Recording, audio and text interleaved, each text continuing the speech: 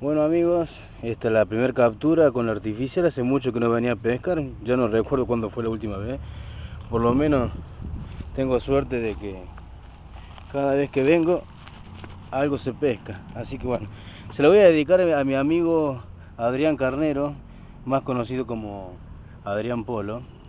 Esta captura se la voy a dedicar humildemente para él, ya que él nos regaló una dedicatoria. Así que bueno, para usted Polo, un abrazo y bueno, y aguante la pesca con artificial.